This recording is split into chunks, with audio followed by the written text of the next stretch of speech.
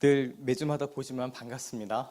네, 너무 좋고요. 네, 감사하고 옷이 내려올 때마다 제가 정말 많은 격려를 받게 됩니다. 그 PPT를 제가 좀 넘겨야 돼서 이제 노트북을 켜기는 했지만 오늘 같이 나눌 말씀의 제목은 성령님과 담을 넘다라는 제목으로 말씀을 좀 나누려고 합니다. 제가 LA 마가교에서 했던 몇 가지 설교가 있는데 그 중에 하나를 좀 가지고 와서 또 오씨 분들하고 나누고 싶은 부분들이 좀 있어서 다른 부분과 좀 연결을 해갖고 오늘 이 부분을 좀 같이 나누도록 하겠습니다. 같이 우리 사도행전 1장 8절 말씀인데요. 같이 한 목소리로 봉독하시겠습니다. 오직 성령이 너희에게 임하시면 너희가 권능을 받고 예루살렘과 온 유대와 사마리아와 땅끝까지 이르러 내 증인이 되리라 하시니라. 아멘. 오늘 읽은 이 말씀은 너무나도 유명한 말씀이기도 하고 만약 소시적에 그 수련회를 가보셨던 분이라면 한 번쯤은 외워보지 않았을까 싶은 그런 말씀이기도 합니다. 저도 밥 먹으려고 많이 외웠던 말씀 중에 하나인 것 같아요. 그래서 이거는 저도 지금 외우고 있는 말씀 중에 하나입니다. 물론 이 말씀은 하나님께서 이제 예수님께서 이제 승천하신 이후에 그 성령님 인도하심을 통해 복음이 어떻게 전해져 가는지, 그리고 각 사람을 성령님께서 증인으로 부르시고 증인으로 살게 하시는 것에 대한 명령이자 또한 선포해야 할 말씀이기도 합니다. 오늘 말씀하고 좀 연결되는 것은 아니지만 성경에서 사실 제일 중요하게 여겨지는 것은 제가 보기에는 증인입니다. 근데 우리들 같은 경우엔 대부분 삶을 살면서 변호인이 되려고 하는 그런 습관들이 조금 있어요. 그래서 어떤 상황이 주어지면 그거를 변호하고 어떤 상황이 주어지면 그것에 대해서 이렇게 막 설명해 내려는 그런 생각들이 좀 있는 것 같습니다. 성경에서 이야기하는 것은 우리 보고 변증자가 되라고 하는 것이 아니에요. 물론 그 부분은 굉장히 중요한 일입니다. 그 그리스도의 복음에 대해서, 하나님 나라에 대해서, 하나님 일하심에 대해서 변증할 수 있는 훈련들이 필요하고요. 그래서 베드로서에서도 얘기하지만 너희가 너희의 소망에 대해서 묻는 자들이 있다면 그 묻는 자들에 대해서 대답할 것들을 미리 준비해 놔라라고 얘기하는 것이죠. 그러니까 우리 삶에 또 우리 신앙에 우리가 바라보는 그것에 우리 신앙에 대해서 설명하고 때로는 합리적으로 또 이성적으로 설명해내는 작업들이 분명히 필요하기는 합니다. 근데 우리가 거기에 너무 머물게 되면 이 하나님의 세계와 하나님의 일하심이 믿음으로만 보게 되고 해석되는 것이 너무 많기 때문에 설명하기가 어려운 부분들이 사실 많아요. 근데 우리 성경에서는 우리들에게 그런 변증자가 되어라, 잘 복음을 이해해서 가르치는 자가 되어라 라고 얘기하지 않습니다. 오히려 가르치는 것에 대해서 주의하는 말씀들이 더 많아요. 너희는 힘써서 가르치는 자가 되지 말아라 라고 얘기할 정도인 거죠. 오히려 성경은 우리들에게 증인이 되라고 말하고 있습니다. 증인하고 변호인은 너무 다른 개념입니다. 변호인은 죽이 되든 밥이 되든 설명해 내려는 것이 목적이지만 증인은요, 내가 그것을 경험한 사람만이 증인이 될 수 있습니다. 내가 그것을 보았다, 내가 그것을 들었다, 내가 그것을 경험했다, 내가 이 사람이 무엇을 하는 것을 내가 똑똑히 내 눈으로 보았다라는 것을 증언해 줄 수 있는 사람들이 증인입니다. 그래서 제가 자주 하는 비유 중에 하나가 무엇인가 하면 법정에 갔을 때에 그 법정에 여러 가지 훌륭한 검사도 있고 변호사도 있어서 여러 가지 말들이 오가지만 확실한 증인이 한 명 있다면 사실 그것은 뒤집기가 거의 불가능합니다. 근데 그 사람이 신뢰할 만한 사람이어야 되겠죠. 그 사람이 신뢰성이 있다면 내가 그것을 분명히 봤습니다, 내가 그렇게 하는 것을 똑똑히 들었습니다 라고 하는 증인이 한 명 있다면 그건 뒤집을 수가 없습니다. 증인이 가진 힘인 것이죠. 그래서 우리들에게 대한 부르심도 사실 거기에 있습니다. 너희가 내 증인이 되리라고 말씀하신 그것은, 야, 너희가 가서 이 하나님 나라 복음을 잘 설명하고 너희 신앙들을 잘 설명해서 이 사람들이 좀 설득당해서 믿도록 해라라는 그런 의미라기보다는 네가 정말 그 복음을 살아내는 증인인가라고 물어보는 것이죠. 네가 성령이 임하시고 충만하게 된다면 우리들의 삶을 하나님께서 증인으로 부르셔서 내가 예수의 증인이 되는 겁니다. 예수를 설명하는 사람이 아니고요, 예수에 대해서 가르치려는 그런 사람이 아니고 지식을 얘기하는 사람이 아니라 내가 그 복음의 은혜를 입었고 그리스도의 은혜로 말미암아 그리스도의 붙드심으로 말미암아 내가 내 삶이 변했고 나는 그렇게 살 수 없지만 성령님의 붙드심 바 되어서 내가 그렇게 살아가는 사람입니다라는 증인으로 살아가게 되는 것, 이것이 사실 이 말씀이 우리에게 주어져 있는 가장 중요한 핵심이기도 합니다. 오늘은 그 핵심을 조금 더 넘어서서 다른 얘기를 조금 나누고 싶습니다. 성령님께서 우리에게 임하셔서 우리들 증인으로 삼으셨는데 그 역사가 예루살렘, 온 유대, 사마리아, 땅끝까지 확장되어져 가는 모습으로 그려져 있거든요. 저는 이것이 그저 복음이 전해지는 것뿐만 아니라 우리가 증인이 되고 그리스도의 사람이 되어 또 하나님께서 주시는 그 은혜로 말미암아 변화돼서 사랑하는 우리들의 삶이 이러한 동심원의 모습으로 조금씩 확장되어져 간다라고 믿습니다. 우리의 마음이 그렇거든요. 오늘 왜 그런지에 대해서 조금 같이 살펴보도록 하겠습니다.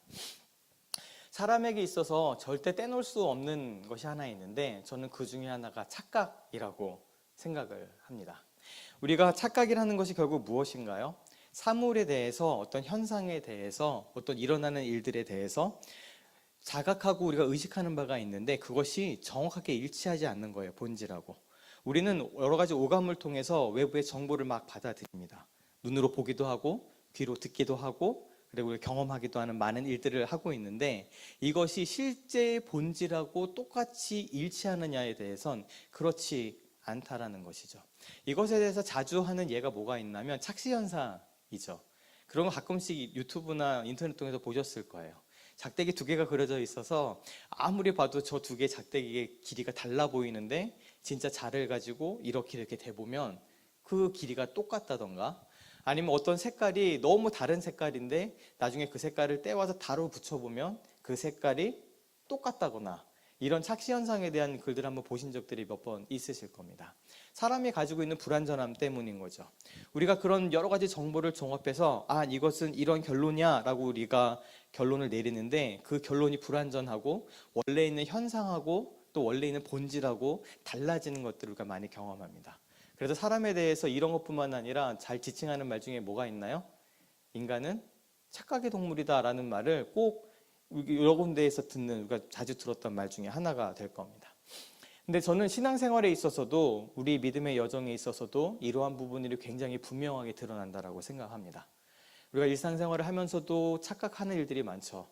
그래서 우리가 그런 속담 많이 쓰잖아요. 김치국물부터 마신다고. 그게 착각의 기본인 거예요. 떡줄 사람은 생각도 안 하는데 저 떡은 내 거야, 내가 먹을 수 있는 거야 라고 착각하는 거죠.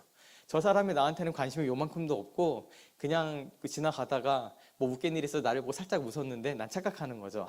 저 사람이 나에 대해서 호감이 있구나, 마음이 있구나 라고 착각합니다. 우리가 받아들인 정보를 내 마음대로 해석해내는 거죠. 근데 저는 신앙생활이 어쩌면 이런 부분들을 가장 많이 드러내는 부분이 아닌가 그렇게 생각합니다. 그래서 우리가 결국에는 이 신앙생활의 여정을 쭉 돌아보면 저는 생각이 드는 것이 우리의 착각을 깨뜨리는 작업들인 것 같아요. 하나님에 대해서도 마찬가지고 우리의 신앙에 대해서도 마찬가지고 우리가 했었던 착각을 하나님의 진리의 말씀 또 하나님의 인도하심 때로는 하나님의 시험과 시련을 거침을 통해 그것이 착각이었구나라고 깨닫게 되는 것 이것이 우리 신앙의 모습이기도 한 것 같습니다. 그리고 다시 본질적으로는요 예수를 믿는다는 것도 거기에 있습니다. 우리는 우리의 삶이 누가 주인이라고 생각하나요? 우리 스스로가 주인이라고 생각했던 사람들인 것이죠. 모든 사람이 그렇습니다. 내 삶의 주인은 나야. 그리고 내 힘으로 할 수 있어. 내 힘으로 이룰 수 있어라는 착각을 하는데 이 착각이 예수 그리스도 앞에 여지없이 깨지는 거죠. 내 삶의 주인이 내가 아니라 예수 그리스도시구나. 그리고 내가 할 수 있는 것이 없구나. 내가 참 이렇게 부족한 자이구나를 깨닫게 하시는 것이 우리가 예수 믿는 것에 어떻게 보면 본질이기도 하고 신앙생활에 있어서도 계속 우리를 따라다니는 중요한 지점이기도 한 것 같습니다. 근데 저는 이게 신앙 측면에 있어서 우리가 자주 하는 착각 중에 하나가 있다고 생각하는데요. 전 이 부분을 LA 마가교에서 자주 나눕니다. 무엇인가 하면 하나님의 생각이 내 생각과 같다라는 착각입니다. 이게 어떻게 뒤바뀌냐? 어떤 하나님의 뜻을 설정해 놓고 이게 하나님 뜻이라고 내가 생각하는 건데 우리가 이것이 하나님 뜻이지라고 생각하지만 본질을 가만히 보게 되면 그 하나님의 생각이 내가 지금 하고 있는 이 판단하고 같은 거다라고 착각하는 겁니다. 이거에 착각이 심한 사람들이 자주 쓰는 말이 뭐가 있냐면 하나님의 뜻이다라는 표현을 자주 쓰고 하나님이 말씀하셨다라는 말을 자주 쓰고 하나님 뜻은 이런 거야 라고 쉽게 얘기를 하는데 과연 그럴까요? 저는 그 많은 부분들이 착각이라고 저는 생각을 하고 있습니다. 이런 모습들은 우리 주변에 너무 나쁜 예들을 많이 볼 수 있어요. 솔직히 유튜브 많이 보시잖아요. 저도 유튜브 많이 보는 편입니다. 적게 보지는 않는데 간혹가다 신앙과 관련된 유튜브 제목만 봐도 한숨이 나오는 경우들이 많이 있어요. 그러니까 하나님의 뜻을 재단하는 겁니다. 무엇이 하나님 뜻이다. 근데 그것이 성경에 나오는 또 우리가 너무 진리에 대해서 예를 들어 우리가 서로 사랑하는 것이 하나님 뜻입니다. 너무 귀한 말이죠. 그렇죠? 그다음 우리가 서로 용서하는 것이 하나님 뜻입니다. 이런 말이 있으면 좋은데 정치적인 거 갖다 놓고 하나님 뜻이라고 이야기하는 겁니다. 예를 들어서 여기는 기호 1번을 찍는 것이 하나님 뜻이라고, 또 어떤 유튜브 가면 기호 2번을 찍는 것이 하나님 뜻이라고. 여기서도 마찬가지 우리가 자주 보죠. 미국에서도 공화당을 지지하는 것이 하나님 뜻이다. 민주당을 지지하는 것이 하나님 뜻이다. 그것이 옳고 그름의 문제가 아니라 그것을 가지고 하나님 뜻으로 갖다 붙이는 겁니다. 그리고 우리가 자주 하는 실수 중에 하나가 무엇이 있냐면 저는 어느 교수님이 이 표현을 쓰셨는데 너무 좋은 표현이라 생각해요. 우리의 생각과 우리의 의견에 대해서 금칠합니다. 금칠하는데 뭘로 금칠해요? 하나님 뜻으로 금칠하는 거죠. 하나님 뜻으로 금칠하는 게 양심이 좀 꺼리끼니까 이 말이 좀 바뀝니다. 뭘로 바뀌어요? 하나님께서 그런 마음을 주시네요. 이런 표현으로 슬쩍 바꾸죠. 직접 하나님 뜻이라고 하면은 그래도 좀 캥기는 게 있으니까 우리 성령님 좀 그런 마음을 이렇게 주시는 것 같아요. 그런 생각을 좀 이렇게 나게 하시는 것 같아요. 이렇게 하면서 우리가 금칠을 합니다. 그런데 이런 부분들이 여지없이 착각인 경우가 너무 많다라는 것이죠. 저는 그 예로 자주 드는 예가 바로 이 요나의 사건입니다. 요나의 사건을 보게 되면 여호와의 말씀이 아미떼 아들 요나에게 임합니다. 그렇죠? 하나님의 말씀이 지금 임했다라고 선포를 되고 있죠. 그래서 그 말씀의 내용이 뭔가 하면 너는 일어나 저 큰 성읍 니느웨로 가서 그것을 향하여 외쳐라. 뭐라고 외칩니까? 회개하라고 외치는 거죠. 너는 가서 그 사역을 해야 돼라고 지금 이 요나한테 시키는 겁니다. 근데 이 요나는요, 지금 이 말씀을 듣고 어떻게 합니까? 우리가 대부분 결과를 알고 있죠. 하나님의 낯을 피해서 도망하는 결과가 있는 것을 우리가 알 수 있습니다. 저는 이것에 대해서 두 가지 착각을 얘기하고 싶은데요. 첫 번째는 아까 얘기한 것처럼 하나님의 뜻이랑 내 뜻이랑 같다라고 생각하는 것이 우리가 자주 하는 착각이고요. 두 번째 착각은 무엇인가 하면 하나님의 말씀이 우리 가운데 임하면 그것이 우리에게 기쁨이 될 거라는 착각입니다. 이게 무슨 얘기라고 하실지 모르겠는데 무슨 얘기를 드리는 것이냐, 하나님의 말씀이 늘 달콤하고 너무 귀하고 내가 봤을 때 너무 풍성하고 좋은 말씀을 하시는가라는 것이죠. 근데 그렇지 않다라는 겁니다. 오늘 요나에게 임한 이 말씀이 바로 그런 말씀 중에 하나예요. 요나가 가지고 있는 생각이 있습니다. 요나가 가지고 있는 문화가 있습니다. 요나가 가지고 있는 계속 자기 안에 있어서 익숙하게 있었던 여러 가지 가치관도 있고요. 선입견도 있습니다. 지금 요나는 이때 고대 이스라엘을 살아가는 선지자였고요. 그래서 그런 문화 속에 갇혀 있는 거예요. 그리고 다른 성경을 보게 되면 요나에 대한 설명이 조금 나오는데 요나는요, 철저하게 민족주의자로 그려집니다. 민족주의자, 어떤 민족주의자냐면 이스라엘 민족을 너무 사랑하고, 그렇죠? 이스라엘을 핍박한 이방 민족에 대해서는 철저하게 적대적인 사람 중에 하나예요. 그런 성향이 드러나요. 쉽게 얘기하면 우리 일제시대 때 우리를 생각하면 됩니다. 일제시대 때 우리 안에 일제시대에 있었던 민족주의자들은 너무 귀하신 분들이잖아요. 나라와 민족을 사랑해서 자기 목숨을 바치고 그 일제의 탄압이나 또 일제의 그 지배를 벗어나기 위해 독립운동하셨던 그런 분들인데 요나는 그런 성향의 사람이라고 생각하시면 돼요. 근데 요나한테 지금 무슨 말씀이 임한 거예요? 너는 니느웨로 가서 말씀을 전해라라고 하는 겁니다. 니느웨가 어떤 성인가요? 이스라엘 백성들을 핍박하고 이스라엘 백성들의 원수와 같은 민족이에요. 근데 거기에 가서 지금 말씀을 전하고 그들을 회개시키고 그들과 하나님의 심판을 선포하고 오라는 거죠. 요나가 싫은 겁니다. 싫어요. 그런데 하나님의 말씀이 그럴 수 있다는 가능성을 우리가 받아들여야 합니다. 하나님의 말씀은 우리가 싫은 것을 말씀하실 때가 있어요. 이걸 함부로 재단해서 하나님은 우리에게 나쁜 것만 시켜라고 생각하는 사람들도 있습니다. 그렇지 않죠. 근데 우리가 이 두 가지를 같이 열어놔야 되면 얘기하고 있는 거예요.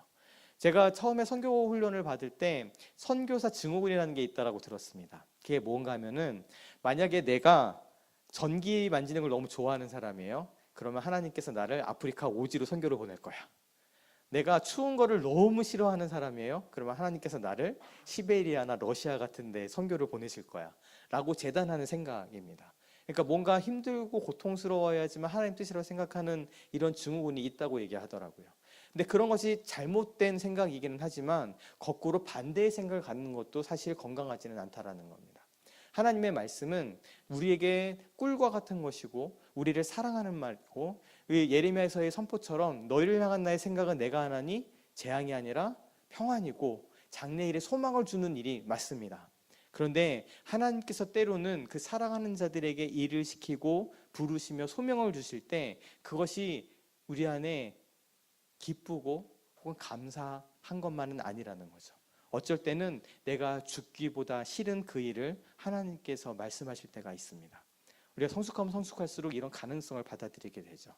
큰 성숙 가운데 하나님 인도하심 가운데 큰 성숙에 들어갔던 우리 믿음의 조상이라 불리는 아브라함이 그랬습니다.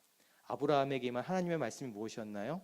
내 사랑하는 독자 이삭을 나에게 번제로, 그냥 우리가 얘기해서 내 아들을 하나님께 바칩니다는 그런 개념이 아니고 그냥 말 그대로 칼로 찔러서 죽이고 각을 떠서 불에 태워서 없애는 번제로 나한테 드리라고 얘기하시는 장면이 나옵니다. 그 말씀이 아브라함에게 어땠을까요? 그걸 상상하실 수 있는 거죠. 근데 그렇게 개인적인 일만 아니더라도 오늘 이 요나에는 그런 하나님의 말씀이 주어집니다. 더 나아가서 우리 예레미야서 말씀을 보면 이렇게 얘기하신 장면도 있습니다. 예레미야가 시드기야에게 이르되 만군의 하나님이신 이스라엘 하나님 여호와께서 이와 같이 말씀하시되 내가 만일 바벨론의 왕의 고관들에게 항복하면 내 생명이 살겠고 이 성이 불사름을 당하지 아니하겠고 너와 내 가족이 살겠다라는 하나님의 말씀이 임합니다. 이게 말씀 우리가 들으면 멀리서는 뭐 그럴 수 있지 끄덕끄덕 되는데 우리는 이 말씀을 너무 잘 이해할 수 있어요. 무슨 얘기냐? 아까 우리가 일제시대의 예를 들었잖아요. 일제시대 때 야, 너 일제에 복종하고 일제에 충성하고 거기에 항복하면 네가 살고 이것이 하나님의 뜻이야라고 누가 얘기하는 거와 마찬가지 상황인 거예요.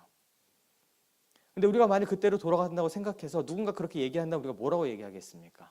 아, 그것이 하나님 뜻이라고. 우리가 지금도 그 일보시대 시대를 이제 하나님의 은혜라고 뭐 얘기하시는 그런 분들이 계시는데 그런 거에 대해서 우리가 분노하는 것처럼 이 당시로 가면 얼마나 큰 분노겠어요. 근데 예레미야에겐 그 하나님 말씀이 임한 거예요. 이 이스라엘 사랑하는 내 동족들에게 배신자, 이 동족들에게 너는 민족을 배신하고 바벨론에 붙어야 된다고 얘기하는 매국노의 말씀을 지금 하나님이 주시는 거예요. 그 이야기를 선포해야 되는 일이 예레미야에게 임한 하나님의 말씀입니다. 쉬웠을까요? 아니요. 그렇지 않았을 겁니다. 또 하나의 예가 에스겔의 예입니다. 에스겔에서는 더 심해요. 16절에 인자야, 그러니까 지금 에스겔에 말씀하시는 하나님의 음성입니다.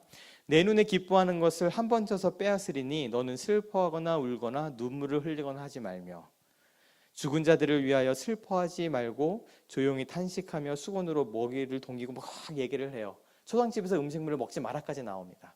그런데 이러한 뭐야 저런 말씀을 왜 하시지 하는 그 날 내가 아침에 백성에게 이 예언을 전하고 났더니 저녁에 누가 죽었습니까? 본인의 아내가 죽습니다.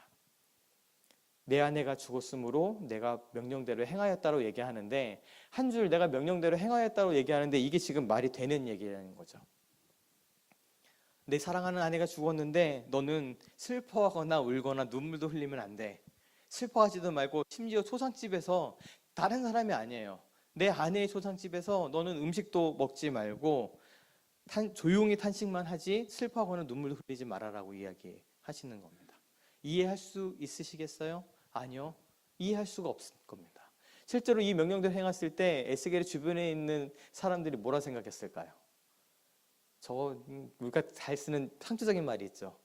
예수를 믿어도 곱게 믿지 미쳐 있다고 그렇게 얘기하지 않겠어요? 지금 그 일을 에스겔이 하고 있습니다. 근데 그걸 누구의 명령을 통해서? 하나님의 명령을 통해서요.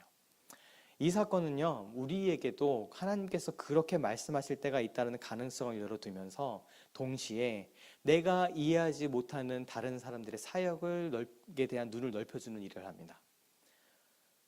내가 생각하고 있는 신앙의 모습이 있고 내가 봤을 때 이성적이고 말이 되고 합리적인 모습들이 있습니다. 근데 어떤 사람들은 그거랑 좀 멀리 떨어져 있는 경우들이 있어요.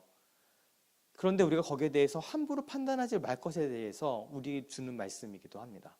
저도 만약에 이 에스겔 옆에 있었던 사람이라면 대차게 욕을 했을 겁니다. 어디 하나님이 그런 하나님이 있겠냐고. 어디 하나님이 우리 인격적이시고 사랑이 많으신 하나님께서 그런 말도 안 되는 일을 당신에게 시켰을 거냐라고 손가락질했을 가능성이 솔직히 다분해요. 저도. 그런데 지금 에스겔에 임한 하나님의 말씀은 말도 안 되는 일을 가운데 시키고 있는 것이죠.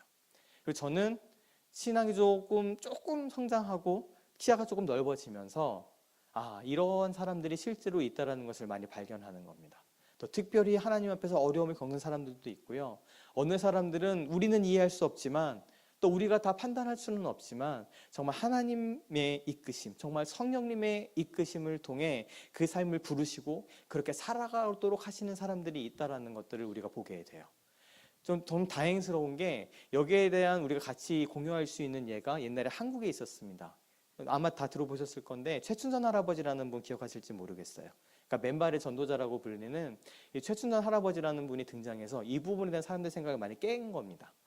그분은 다른 사람들 보기에 이상한 신앙생활을 한 거예요. 맨발로 지하철을 다니면서 그냥 이상한 말들, 잘 이해하지 못하는 말들 막 이렇게 얘기하고 다니고 이렇게 예수천국 불신지옥과 같은 그런 이야기들을 하고 그냥 남들 보기 눈살을 찌푸리게 하는 그 삶을 살아갔는데 실제로 그 삶을 깊숙이 들여다보니 정말 그분이 독립운동을 하신 분이고 수많은 재산을 사람들에게 무상으로 나눠주신 분이고 그것 때문에 많은 고초를 겪으시고 정말 예수 그리스도를 향한 그 신앙이 뜨거우신 분이고 이성적인 분이시고 공부를 많이 하신 분인데 하나님께서 그렇게 부르신 특별한 부르심에 순종해서 그 순종하는 마음에 살아가고 있던 이야기들을 나중에 사람들이 알고 그것들을 굉장히 은혜로 받아들였던 이야기들이 있습니다. 한번 찾아보시면 좋겠습니다. 인터넷에서. 그런 식의 사건이 우리 가운데 있음을 보게 하는 거죠. 즉 나에게 인도하신 그 하나님이 그 사람에게 똑같이 인도하지 않으신다라는 겁니다.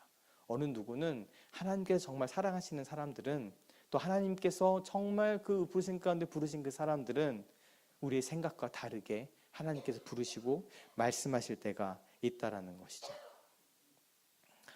그러면 우리가 이런 착각들, 아까 얘기했던 내 뜻이 하나님 뜻이고 내 것이 다 하나님에 달려있고 하나님하고 막 내 뜻과 하나님 뜻은 일치하니까 모든 것에 대해서 함부로 판단하고 재단하는 것에 대해서 우리가 좀 더 신중해지게 됩니다.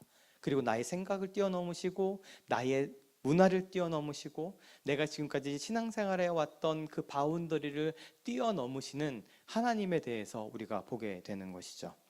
저는 이 부분에 대해서 우리 같이 나누고 싶은 또 이야기 중에 하나가 우리 베드로의 이야기입니다. 베드로는요 지금 기도하고 있는 중입니다. 그래서 이 부분에 대한 성경의 표현을 보면은 황홀경이라는 표현을 쓰기도 해요. 황홀함 가운데, 즉 하나님 이 성령의 깊은 임재 가운데 하나님의 그 깊은 만지심 가운데 있어서 막 환상을 보고 하는 그 깊은 단계에 지금 들어가 있는 겁니다. 그때 베드로가 하늘이 열리며 그릇이 내려오는데 그 그릇에 뭐가 있나요? 12절에 땅에 기는 각종 네 발 가진 짐승, 기는 것, 공중에 나는 것들이 있습니다. 근데 그것이 내려오면서 소리가 있죠. 하늘에서 하나님 음성일 겁니다. 뭐라고 얘기하시나요? 베드로야 일어나 잡아먹어라. 그러면 우리 생각은 또 그렇죠. 하나님이 잡아먹으라는데 어디 감히 잡아먹어야지라고 생각을 할지 모르겠습니다. 그런데 베드로가 거절합니다. 14절에 뭐라고 얘기하나요? 베드로가 이르되 주여 그럴 수 없나이다. 속되고 깨끗하지 아니한 것을 내가 결코 먹지 아니하였나이다 라고 대답합니다. 또 15절에 보면 두 번째 소리가 또 있고 그 16절에 보면은 세 번이 그 일이 있은 이후에 하늘로 다시 올려져 가는 환상을 이 베드로가 보게 되는 거죠. 아주 간단하게 요약하면 그거예요. 하나님이 뭐라 하라고 얘기했는데 못하겠대요. 저 못합니다. 그 이유가 뭔가요? 14절에 내가 속되고 깨끗하지 않은 것을 먹은 적이 없다라는 거예요. 그 이스라엘 당시의 문화 속에서 율법 속에서 부정해서 먹으면 안 된다라고 제시되었던 그 음식들이 있으니까 난 이런 것들 지금까지 먹어본 적도 없고 심지어 그것이 하나님의 음성이고 하나님의 말씀이라 하더라도 저는 못 먹겠습니다 하는 거예요. 근데 하나님 말씀하시죠. 15절에 하나님께서 깨끗하다고 하신 것을 네가 속되다 하지 마라. 그런데 베드로는 끝까지 3번 동안 이 일을 거절합니다. 이것이 우리가 가진 문화의 힘이에요. 하나님의 음성이 우리 가운데 임해도 하나님의 말씀이 우리 가운데 주어져도 하나님의 뜻이 우리 가운데 놓여진다 하더라도 내가 지금까지 내가 살아왔던 문화와 내가 살아왔던 가치관과 지금까지 나를 붙들고 있었던 그 많은 것들이 그것을 넘어가지 못하게 만듭니다. 늘 율법이, 내가 배워왔던 율법이, 내가 지금까지 지켜왔던 전통이 이런 것들을 먹지 않았는데 어떻게 먹어? 하나님 못 먹어요. 심지어 하나님 음성이라 하더라도 저는 먹지 못합니다라고 베드로가 반응하는 거죠. 우리가 그렇습니다. 사실 우리가 그래요. 심지어 우리 가운데 하나님의 말씀이 내한테 막 또 직접적인 하나님의 말씀이 임한다 하더라도 내가 그동안에 내가 살아왔던 신앙생활 하면서 굳어진 무엇인가가 있고 그것을 벗어나게 되면 우리는 심지어 하나님의 음성이라 하더라도 거절합니다. 요나가 그랬습니다. 요나가 그 하나님의 말씀을 거절하는 게 뭐예요? 도무지 자기가 가지고 있는 가치관과 자기가 지금까지 믿고 있었던 신념을 벗어날 수가 없는 거죠. 어떻게 감히 내가 이스라엘 민족을 그렇게 핍박한 니느웨에 가서 복음을 전하리요. 알고 있었어요. 요나는 자기가 가서 복음을 전하면 회개할 거라는 걸. 그게 싫었던 거죠. 그래서 어떻게 합니까? 낯을 피해서 도망갑니다. 하나님을 피해서 도망갑니다. 이것도 되게 재미있는 지점인데요. 뭔가 하면 요나는 지금 누구예요? 선지자입니다. 하나님의 음성을 듣습니다. 요즘 말로 바꾸면 좀 천박한 말로 이렇게 조금 바꾸면 하나님의 직통 계시. 하나님 직통 계시를 지금 받고 있는 사람이에요. 그런데 그 요나가요. 지금 우리 생각으로 가지고 있는 것하고 너무 말도 안 되는 일을 하는 거죠. 우리는 어떤 믿음이 있어요? 하나님께서 모든 것에 충만하시고 그렇죠? 안 계신 곳이 없고 어디 도망간다고 그래도 하나님이 못 따라옵니까? 안 계십니까? 여기 OC에 계시는데 하나님의 낯을 피해갖고 내가 저기 팜스프링으로 도망가야 되겠다. 그리고 팜스프링 도망가면 그곳에 하나님 안 계십니까? 아니잖아요. 그런데 요나는요, 심지어 하나님의 선지자였음에도 불구하고 당시 가졌던 그 문화적인 생각을 벗어나지를 못한 거예요. 그 당시 문화적인 생각이 뭔가요? 신은 그 땅의 신이라는 거죠. 그래서 그 당시의 전쟁은 어떤 전쟁이에요? 땅끼리의 전쟁이에요. 우리 이스라엘의 땅의 신은 여호와고 저기 블레셋 사람의 신은 바알인데 신과 신이 전쟁하는 거죠. 어느 신이 센가 더 보자 라는 거예요. 이 사람들의 문화는 이스라엘 땅은 여호와 하나님이 계시지만 저 블레셋 땅은 바알이 있고 이런 식으로 생각을 했던 문화가 있어요. 그러니까 그 땅의 신이 있는 거죠.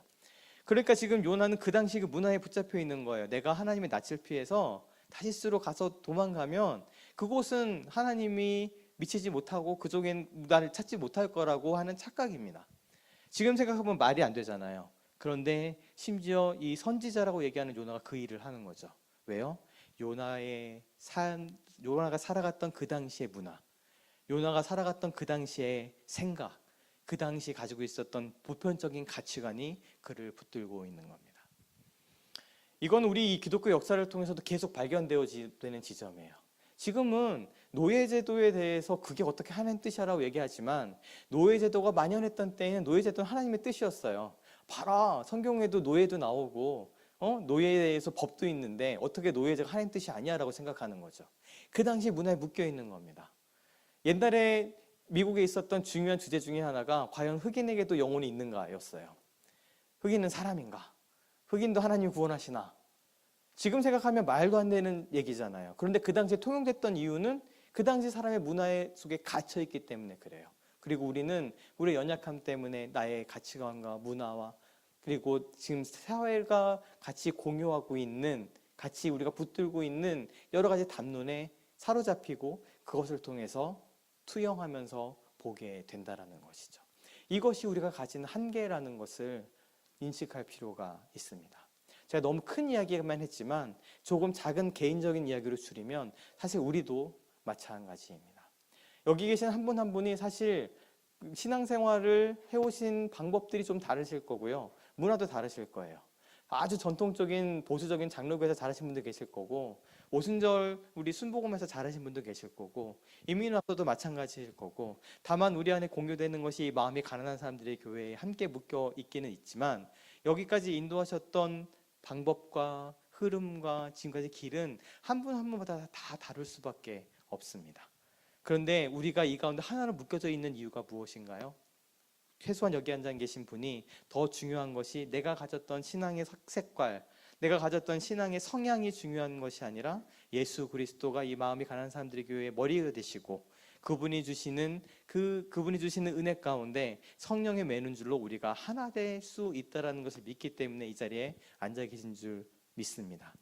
그렇다면 거기에 대해서 한 걸음 저희가 더 나아갔으면 좋겠습니다.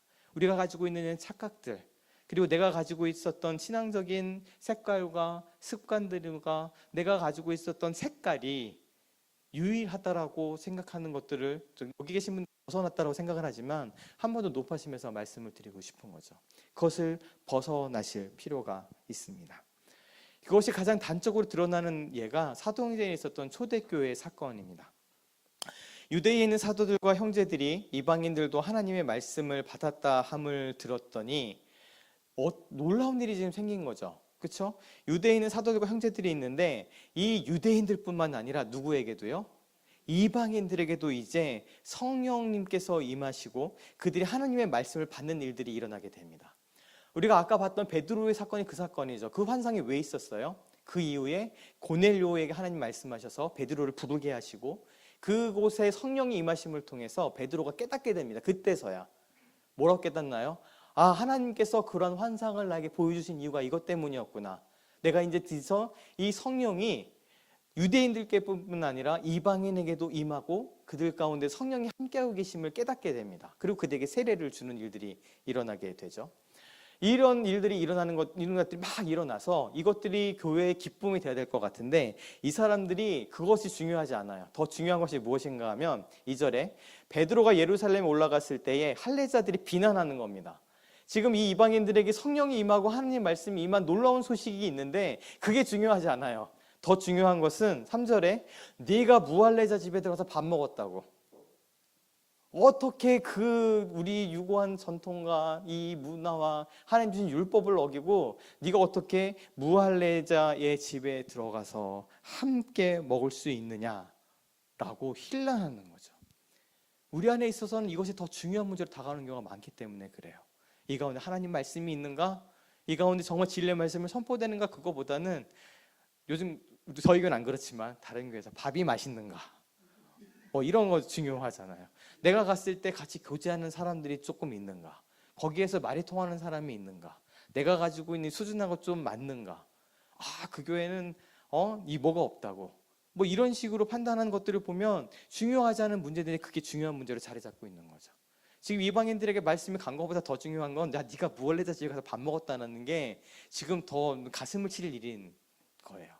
사람을 사랑하고 교회 가운데 온 이들을 용납하는 것보다 더 중요한 거는 네가 교회를 왔는데 어떻게 반바지를 입고 올 수 있느냐라고 얘기하는 거죠.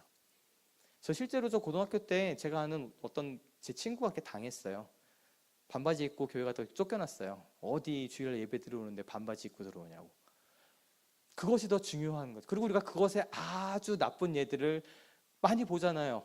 더 중요한 것이 무엇인지 놓치고 이상한 율법과 이상한 전통에 사로잡혀 있는 것들. 사도행전 15장도 마찬가지입니다. 어떤 사람들이 와서 중요한 것이 무엇이에요? 유대로부터 내려와서 형제들을 가르치되 너희가 모세의 법대로 할례를 받지 않으면 능히 구원을 받지 못한다고 가르치는 거죠. 중요한 건 할례거든요.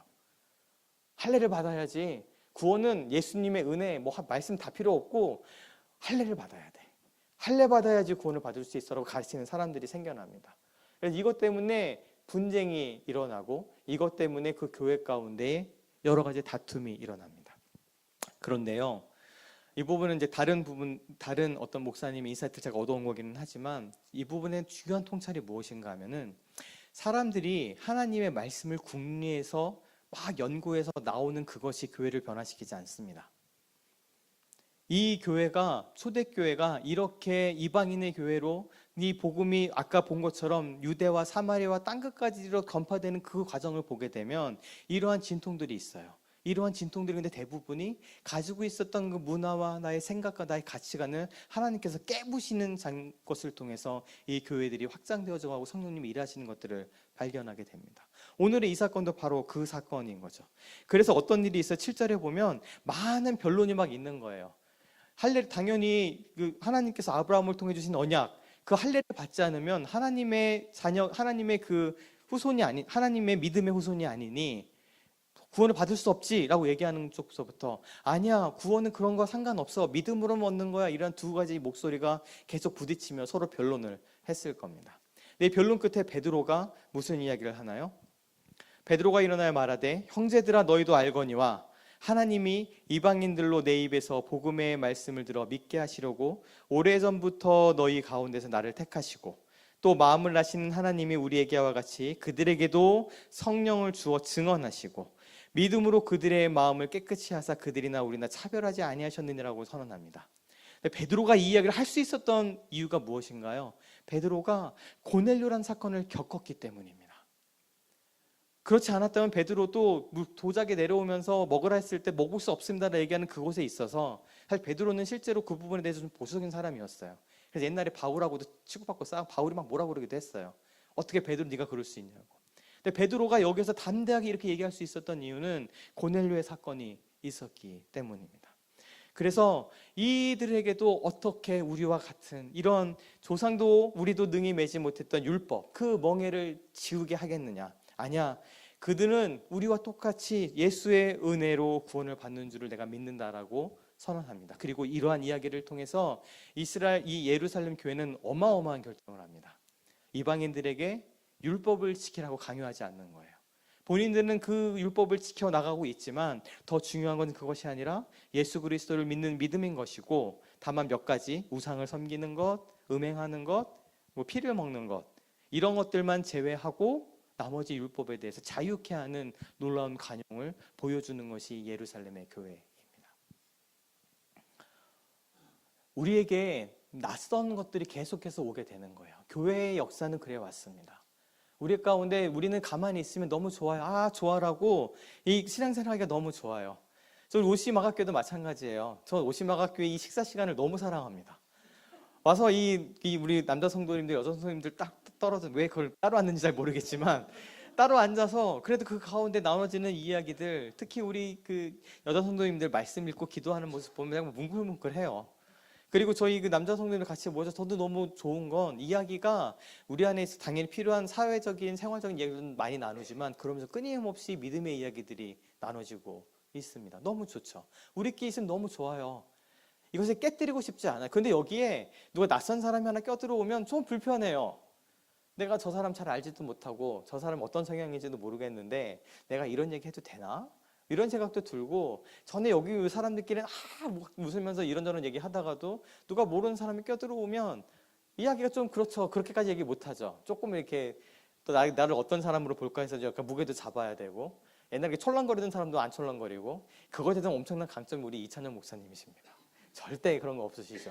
모든 사람에게 대해서 아주 환대하시고 오픈해 주신 모습인데, 그런데 우리 안에 이런 낯섦에 대한 도전이 계속 있어야 하고요. 이러한 낯선 여러 가지 이야기들은 우리의 지경을 넓히고요.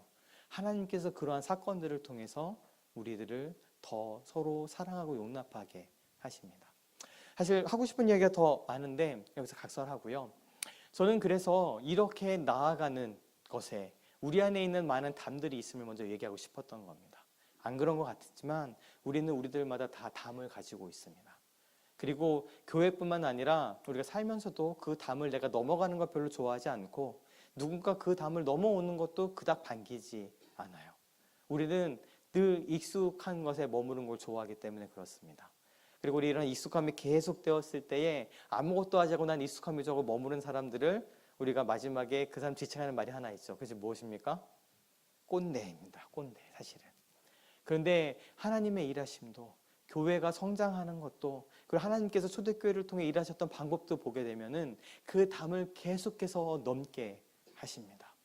사도행전의 초반의 이야기는 그런 이야기들이에요. 도무지 교회에서 받아들일 수 없었던 그 이방인들이 교회에 와서 복음 가운데 나오고 그들을 받아들이고 그들 사이에 담이 허물어지는 이야기가 초대교회의 이야기입니다. 이 구원은 늘 이스라엘 백성들, 유대인에게만 있었던 그 복음이 이제 넘어가 이방인들에게도 주의 성령이 임하시고 그들이 방언하고 그들이 복음 가운데 나오고 말씀이 임하는 그 일들이 막 일어나는 것들을 이것이 아닌 것 같아라고 하는 무많은 사람들이 있었지만, 그렇지 않고 교회는 성령님의 인도하심을 따라 그 담을 넘어가고 또 넘어가고 또 넘어갔던 것이죠. 저는 우리 오시마가교회에서 이제 이런 담을 넘을 준비가 되어 있다라고 믿습니다. 우리가 그동안에 익숙해졌던 것들, 내가 못하고 생각했던 그 많은 것들, 어느 부분들은 착각일 가능성이 있습니다. 그 부분에 대해서 주님 앞에 정직하게 물어볼 필요가 있습니다. 그리고 저는 많은 경우에 있어서 착각일 경우가 많다라고 생각합니다. 전 그렇더라고요. 제가 어렸을 때 가졌던 그 수많은 생각들을 지금 이렇게 돌아보면은 참 한심한 경우가 많이 있습니다. 확신을 갖고 제가 남을 가르치기도 하고 막 선포도 하고 이것이 맞다라고 그렇게 싸웠던 그 많은 이야기들을 지금 돌이켜보면 제가 잘 몰라서 어려서 했던 그런 이야기들도 너무 많은 것들을 보게 돼요. 내가 그렇게 하나님 앞에서 부서져 나갔던 것처럼 우리 교회 공동체도 그러한 담의 부숨이 계속 있어야 된다라고 믿습니다. 그런데 우리가 늘 고백하듯이 이 일이 우리 결심은 우리 마음으로 잘 되지 않습니다. 우리들은 그런 존재이라는 거 다 알고 계시잖아요. 저도 깜짝깜짝 놀랐는데 저도 꼰대가 돼가고 있어요. 솔직히는 마음에 안 들어요. 뭔가 이렇게 뒤에 있는 이야기들이, 앞에 새로운 이야기들이 좀 마음에 안 들고 뭐 저렇게까지 해야 되는 생각이 들 때가 분명히 저도 너무 많습니다. 그리고 저도 깨닫게 되는 것이 그냥 가만히 있으면 보수적이 될 수밖에 없구나라고 생각하게 돼요. 변하는 게 싫고 예전 것이 더 맞는 것 같고 내가 익숙한 게 좋거든요. 저도 그렇게 되어져 갑니다. 그런데 교회는 그러지 말아야 된다는 것이죠. 성령님의 일하시면 그렇다라는 것이죠. 오늘 우리 읽었던 본문의 말씀으로 다시 돌아가겠습니다. 우리는 지금 어디에 살고 있나요? 예루살렘에 살고 있습니다. 너무 좋습니다.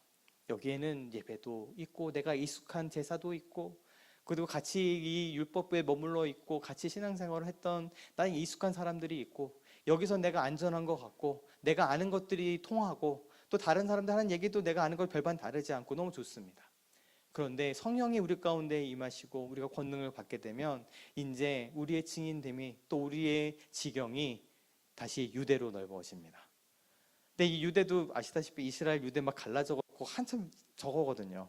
별로 사이가 안 좋았거든요. 북이스라엘 갈라지고 남유다 갈라지고 어쩌고 저쩌고 할 때. 근데 예루살렘에 머물렀던 그 우리의 지경과 삶이 유대로 넘어갑니다.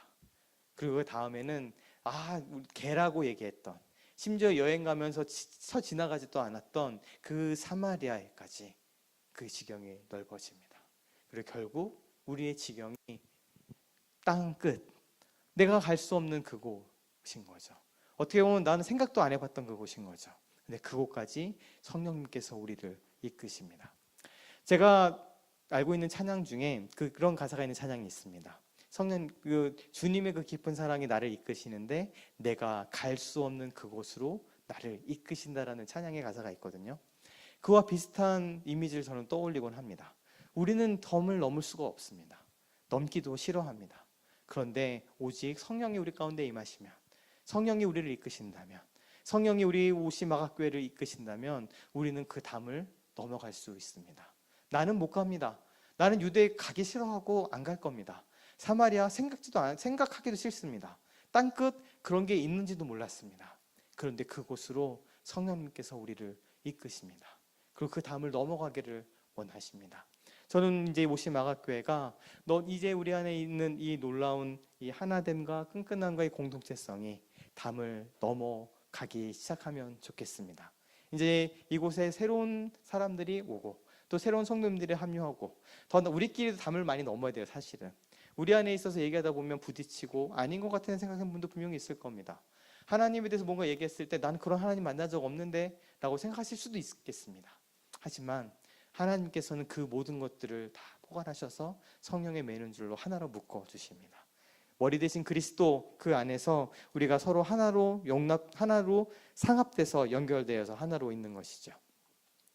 그래서 우리 골로새서 3장 11절 12절 말씀, 그리고 13절 14절까지의 말씀을 같이 한 목소리로 봉독하고 오늘 말씀을 마무리했으면 좋겠습니다. 읽겠습니다. 거기에는 헬라인이나 유대인이나 할레파나 무할레파나 야만인이나 스구디아인이나 종이나 자유인이 차별이 있을 수 없나니 오직 그리스도는 만유시고 만유 안에 계시니라. 그러므로 너희는 하나님이 택하사 거룩하고 사랑받는 자처럼 긍휼과 자비와 겸손과 온유와 오래 참음을 옷 입고 누가 누구에게 불만이 있거든 서로 용납하여 피차 용서하되 주께서 너희를 용서하신 것 같이 너희도 그리하고 이 모든 것 위에 사랑을 더하라. 이는 온전하게 매는 띠니라. 아멘.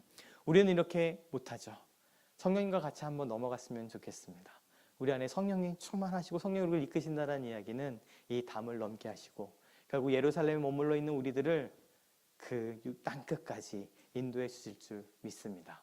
그렇게 우리가 서로의 담을 허물고 하나가 되고 또 다른 낯선 이들에게 이 담을 열어줄 수 있는 OC 마가교회가 되기를 주님의 이름으로 축원합니다. 아멘. 혹시 데뷔 형제 같이 우리 주는 평화 찬양하면 좋겠습니다. 주님께서 우리의 막힌 담을 허무시고 주님께서 우리들을 이끄심을 고백하고 또 우리 가운데 이 하나됨이 있을 수 있도록 같이 이 찬양을 같이 나누고 우리 이찬영 목사님 축도해 주시고 예배 마치는 걸로 하겠습니다. 뒤로 할게요. 뒤.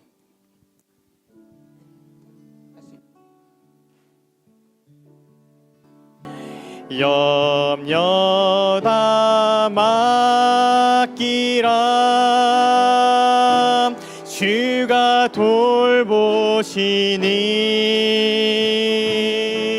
돌보시니 주는 평화 우리의 평화 염려 다 맡기라. 주가 돌보시니 주는 평화 우리의 평화. 이 시간에 우리 짧게 기도하면 좋겠습니다. 주님, 내 가지고 있는 때로는 편협하다라고 할 수밖에 없는 소견들 또 생각들, 내가 익숙해서 오던 것들은 이 담을 넘어갈 수가 없습니다. 그렇지만 우리 교육해 주신 이 사명이 이 담을 넘어가는 것이고 또 우리 가운데 하나됨이 이 담을 넘어가는 것을 통해서 이루어지게 될 텐데 난 할 수 없으니 성령의 충만하심으로 이제 내가 예루살렘을 벗어나 유대와 사마리아와 땅끝까지 갈 수 있도록 성령님께서 저를 이끌어 주시고 우리의 담을 넘어갈 수 있도록 힘을 주시옵소서. 특히 오시마가교회가 그 담을 허무는 교회로 성령의 하나 되게 하시는 그 하나됨을 지키는 교회가 되도록 주님 복 내려 주시옵소서. 우리 교회를 위해 자기 자신을 위해 잠시 기도하도록 하겠습니다. 기도하겠습니다. 사랑이 많으신 주님, 우리 오시마가교회 성도들 신앙의 연륜이 자라가고 나이가 들고 많은 지식이 쌓이고 교회 생활에 익숙해지며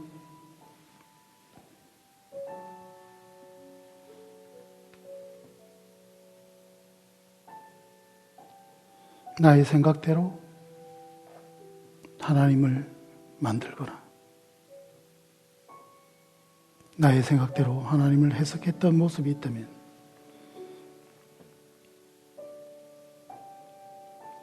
주님 이 시간 내려놓게 하여 주셔서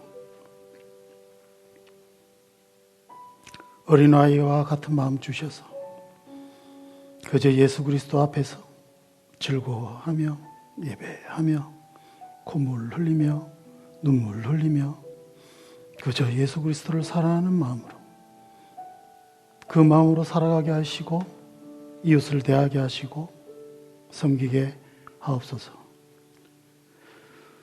서로의 다양함을 인정하며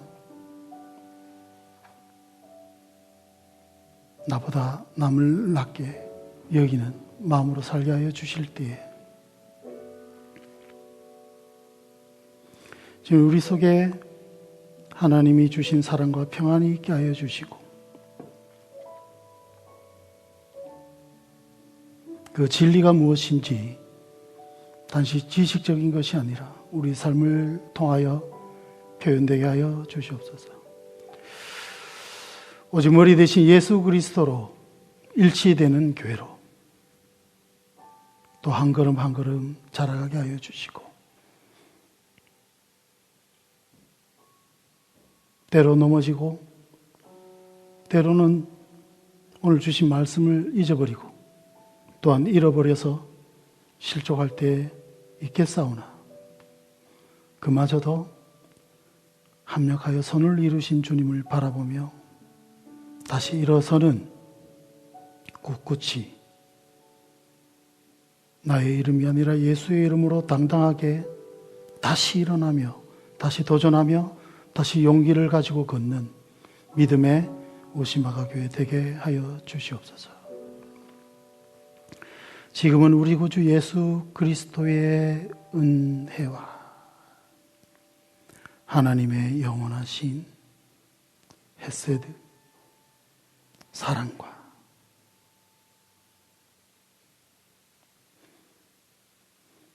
언제나 나의 착각을 바로잡아 주시는 성령의 감화 감동 충만 역사하심이